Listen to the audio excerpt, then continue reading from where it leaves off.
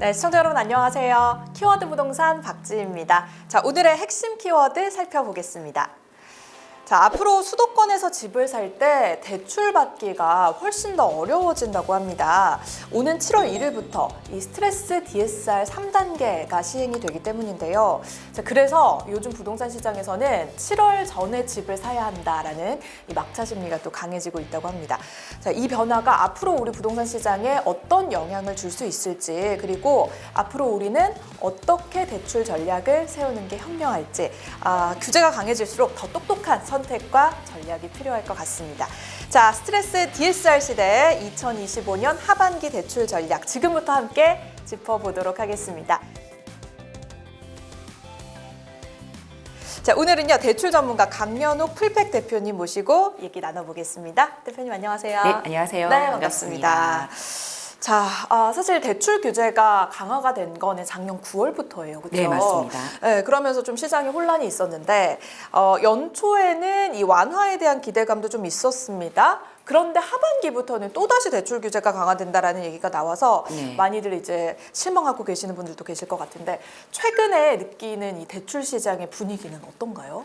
대출 시장 분위기는 거의 시장 상황을 반영한다고 할 정도로 굉장히 네. 뜨겁습니다. 네. 왜냐하면 아시다시피 이제 스트레스 DSR 3단계가 7월부터 시행이 되기로 했고 이 DSR 3단계가 시행이 되면 지금 2단계보다는 확실히 대출 한도가 줄어들기 때문에 대출의 힘을 받아서 내 집 마련을 해야 하고 상급지 입성을 하고 갈아타기를 하셔야 되는 분들에게는 이 대출의 힘이 굉장히 필요하기 때문에 몇 천만 원의 차이라도 굉장히 크거든요. 그게 이제 급지를 가를 수도 있고 그다음에 평수를 늘리냐 아니면 다운사이징 하느냐의 선택의 기로에 설 수도 있기 때문에 지금 그렇게 스트레스 DSR 3단계가 도입되기 전에 몰리는 그런 수요 쏠림 현상이 있고요. 그리고 이제 정부가 바뀌면서 새 정부가 출범을 하면서 이 새 정부에 대한 기대감뿐만이 아니라 부동산 시장에서는 내 집값이 오를 수도 있다라는 상승 기대감까지도 더해지는 그런 모든 복합적인 상황이 지금의 뜨거운 대출 시장 분위기를 가져온 것 같습니다. 네, 뭐 말씀드린 것처럼 7월부터는 이 수도권에서 집을 사기가 정말 어려워진다라고 네. 해서 그 막차 심리 때문에 뭐 지금 수도권 집값은 부르는 게 값이다 이런 얘기도 나오고 네, 있는데요. 스트레스 DSR 3단계가 시행이 된다. 네. 자, 그렇다면은 우리가 이제 먼저 스트레스 DSR이라는 게 뭔지, 네. 뭐 이 스트레스 DSR 때문에 스트레스를 더 받는다라고 얘기하시는 분들도 계시는데 맞습니다. 기존과 달라지는 점이 뭔지 설명부터 좀 부탁드릴게요. 그러니까 이 DSR이라는 것 자체가 우리가 LTV만 보지 않고 즉 집값만 보면서 대출해주는 시대는 지났고요. 네. 그 소득 상환 능력, 즉 차주 돈 빌리는 대출자의 상환 능력을 보면서 얼마만큼 갚을 수 있는지를 보고 은행에서 차주를 판별을 해서 나가는데요. 그것보다 더 심화된 개념이 스트레스 DSR이고 이 스트레스 DSR은 변동 차주가 이제 주택담보대출을 받을 때 내가 받아야 되는 대출 금리에 가산 금리를 더해서 결과적으로는 대출 한도를 더 줄이겠다라는 그러한 제도입니다. 근데 우리가 이제 아시다시피 은행 대출 상품을 판별을 할 때 변동형 상품이 있고 고정형 상품이 있지 않습니까? 변동형 같은 경우에는 이제 고정형으로 수요를 더 몰기 위해서 이런 스트레스 DSR 제도가 나왔다고 보시면 될 정도로 변동형 차주에 대해서는 대출 한도가 가장 많이 줄어들고요. 고정형 같은 경우에는 은행 대출 상품 같은 경우에 장기적인 뭐 10년, 20년, 30년 고정 상품은 거의 없기 때문에 보통 혼합형, 즉 5년은 고정이고 그 다음은 변동으로 돌아가는 상품이라든지 아니면 지금 가장 메리트가 있는 주기형 상품이 있는데요.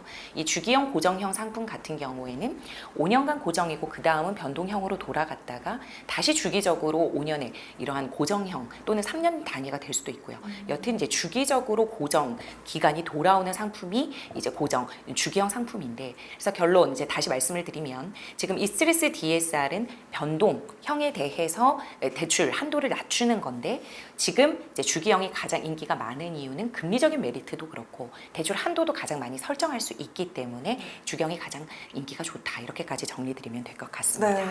그렇다면 이 스트레스 DSR의 시행으로 인해서 우리가 실제로 대출 가능한 금액이 뭐 딱 이렇게 정확하게 한정 칠 수는 없겠지만 어느 정도 대략 뭐 몇 프로라도 줄어들게 되는지 이런 거 궁금하실 것 같고 수도권의 실수요자들이 체감하는 수준도 어느 정도일지 궁금해요. 네, 그러니까 아까 말씀드린 그 가산금리가 얼마나 붙을지가 이제 관건인데 서울 수도권에 집을 살 때는 변동형은 1.5%의 가산금리가 붙고요.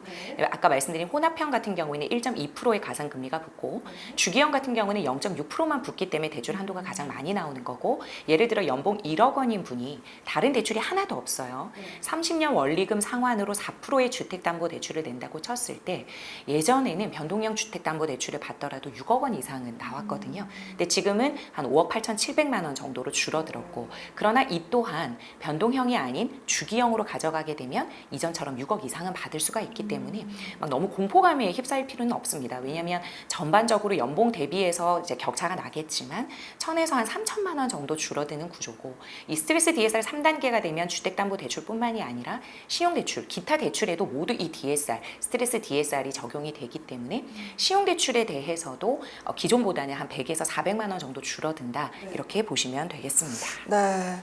사실 근데 지금 이 스트레스 DSR 3단계라는 거는 이전에 그 윤석열 정부에서 네. 일했던 관료들이 만든 그런 제도인 거잖아요. 네. 그리고 그 사이에 이제 정권이 바뀌었습니다. 그럼에도 불구하고 정부가 이렇게까지 계속해서 대출을 조여가는 이유는 무엇인지, 네. 그리고 실제로 이게 우리 전무관님이 보시기에는 가계부채 관리에 효과가 있을지 그것도 궁금해요. 그러니까 이렇게 대출을 이제 쪼이는 이유가 저는 크게 이제 두 가지로 봐야 될 것 같은데, 아까 말씀하신 대로 가계부채 총량을 줄이기 위한 목표인 건지, 아니면 그로 인해서 부동산 시장을 안정화하는 데까지 나아갈 건지를 좀 구분해서 보셔야 된다고 생각을 합니다.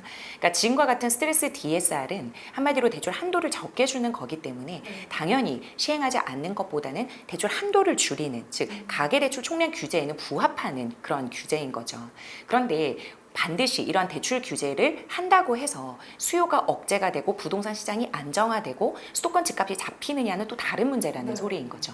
왜냐하면 사람들이 이미 학습 효과가 있어요. 윤 정부 전에 문재인 정부 때 그 스트레스 DSR 아니지만 차주별 DSR이 시행이 됐지 않습니까? 그로 인해서 한 3, 4개월 정도 시장에 얼어붙어 있다가 그 다음부터는 폭등장이 오히려 연출이 됐습니다. 그래서 지금과 같은 이제 부동산 시장이 형성이 되었는데요. 그래서 이미 올라가 있는 부동산이 떨어질 것 같지는 않고, 그리고 우리나라에는 변동형 차주가 너무 많았어요. 그래서 금리가 인상이 되었을 때 이 변동형 차주가 굉장히 부실 차주로 변모할 그런 취약성이 너무나도 커지는 거죠. 윤 정부가 들어왔을 때 22년, 특히 23년까지도 이 고금리 때문에 굉장히 차주분들이 부실 차주로 많이 변모를 하고, 그다음에 경매 시장에도 많이 이제 나왔단 말이에요. 그래서 그러한 것들을 줄이기 위해서 외부의 이러한 쇼크라든지 금리 인상의 충격들을 줄이기 위해서라도 변동금리 차주의 그 수량은 좀 줄이고 고정금리로 가져가는 방향성이 맞다고 판단을 했기 때문에 이러한 스트레스 DSR까지 도입이 된 건데, 결론적으로 이 스트레스 DSR 제도가 부동산 시장을 잡는 데에는 분명히 한계가 있다, 저는 이렇게 보고 있습니다. 네, 말씀하신 것처럼 그 7월 전에 집을 꼭 사야 한다라는 분위기가 퍼지고 있고, 뭐 실제로 뭐 연말이나 이럴 때 이제 집을 사볼까 계획을 잡으셨던 분들도 대출 안 나오면 어떡해라고 하면서 빠르게 조금 서두르시는 분들도 많다고 합니다. 그로 인해서 최근에 이 수도권 집값 오름세가 심상치 않다고 하는데 실제로 그런가요? 네, 맞습니다. 저희가 이제 이런 대출 계약서라든지 매매 계약서 또는 전세 계약서 들어오는 거 보면 확실히 그 시장의 불장, 그러니까 불장이라고 표현하기에는 약간 격차가 너무나도 벌어져 있는 게, 강남 3구나 용산, 그리고 누구나 살고 싶어 하는 선호 우선 지역이 있지 않습니까? 그러한 데는 확실히 뜨거워요. 마용성부터 시작해서 뭐 동작, 여의도, 그리고 경기도 쪽에서도 분당의 재건축 부분이라든지 과천, 이러한 곳에는 지금 추가 규제 지역의 말이 나올 정도로 굉장히 뜨겁고, 실제적으로 이제 매매도 많이 일어났는데, 문제는 이렇게 뜨겁다 보니까 매도자들이 매물을 걷어들이죠. 그래서 서울의 가격은 18주 이상 상승을 했지만 거래량이 동반되지는 않았습니다. 그럼에도 불구하고 신고가를 계속 경신할 수 있는 건 이 다주택자 규제가 풀리지 않았고, 우리가 누구나 살고 싶어하는 곳에 질 좋은 공급이 없는 상태에서 수요 억제책만 들어가다 보니까 시장 참여자들은 이미 학습 효과로 이렇게 있다가는 오히려 집값만 더 상승하겠다라는 건 알게 되는 거예요. 그래서 누구나 살고 싶어하는 곳의 집값은 더 많이 오르니 그곳에 문이 닫히기 전에 얼른 막차라도 타자라는 수요가 합쳐져서 오를 곳만 지금은 오르고 있다. 지금 아시다시피 지방 미분양은 여전하지 않습니까? 그래서 강남 3구라든지 용산, 그리고 마용선, 그리고 이제 뭐 비포라고 하는 경기도 지방, 요렇게 누구나 가고 싶어하는 곳의 수요가 많다, 이렇게 정리를 하시면 좋을 것 같습니다. 네, 그렇습니다. 그래서 이제 부동산 시장의 뭐 부익부 빈익빈이라고도 얘기를 하죠. 오르는 곳만 계속해서 오르는 그런 현상. 이제 그런데 반대로 이제 7월이 지나고 나면 대출 규제의 효과로 인해서 매수세가 좀 확 꺾이면 풀리면서 부동산 시장이 좀 안정화될 것이다라고 전망을 하는 분들도 계시더라고요. 대표님께서는 하반기 부동산 시장 흐름 어떻게 전망하시는지 궁금해요. 새 정부가 출범을 했습니다. 네. 새 정부가 출범을 해서 지금 이제 각 부처의 장관 및 그다음에 이제 여러 인사들이 임명을 하고 있죠. 그러면 다른 거는 차치하더라도 금융권에 있어서 이 가계대출이라든지 또는 부동산 시장을 좌지우지할 수 있는 그런 수석분들이 어떠한 성향을 가질까도 우리가 한번 살펴봐야 되는데요. 지금 새 정부 때 들어오신 이 경제수석 실장님들이 문재인 정권 때 있으셨던 분들이 많이 복귀를 했습니다. 그분들의 특징은 뭐냐면 가계대출의 금융통들입니다. 그래서 이 가계대출로 인해서 규제를 하는 거는 시간 차이지 제가 볼 때는 언제든지 나올 수 있는 억제책이다라고 생각을 하고 있고, 한국은행 기준금리 인하로 인해서 내 대출금리가 바로 내려가지는 않지만 그럼에도 불구하고 금리가 인하된다라고 하면 신규 차주들이 유입될 수 있는 시장 환경은 마련이 되거든요. 기대감들이 있기 때문에 지금 은행권에서도 내 대출 금리만 안 내려가는 거지 사실상 신규 차주 같은 경우는 3%대도 많이 찍고 있단 말이에요. 그럼 3%대가 되면 이제 차주분들이 보통 이제 부담을 좀 덜 느낍니다. 5, 6%대보다는. 그래서 지금이라도 내가 이 대출 금리를 감당을 하면서 집을 살까? 그러니까 한국은행 기준금리 인하의 기조와 3단계 DSR의 이제 수요가 쏠림이 그냥 지금으로 저는 끝날 것 같지가 않고, 이러한 이제 관료들이 인사의 그런 성향들을 보니 언제든지 부동산 시장이 뜨거우면 대출 규제부터 시작해서 수요 억제책이 들어갈 수 있다고 저는 그렇게 보고 있고요. 그다음에 7월 10일 날 이제 한국은행 기준금리 발표일이 남았죠.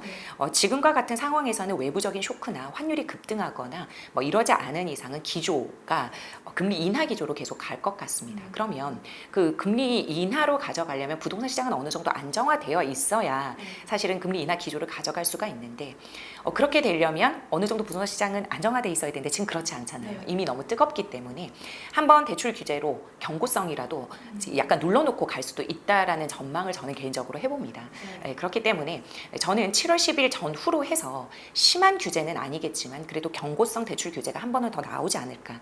그러면 그때는 잠깐 반짝해서 수요가 이제 그러니까 얼어붙고 그다음에 부동산 시장이 약간 조용해질 수는 있으나 그게 얼마까지는 갈까 좀 약간 한계가 있다고 생각하고요. 오히려 억제되면 억제될수록 풍선 효과는 더 늘어날 것이고 하반기 때 주춤했던 것이 다시 상승하는 기류로 가지 않을까 저는 이렇게 보고 있습니다.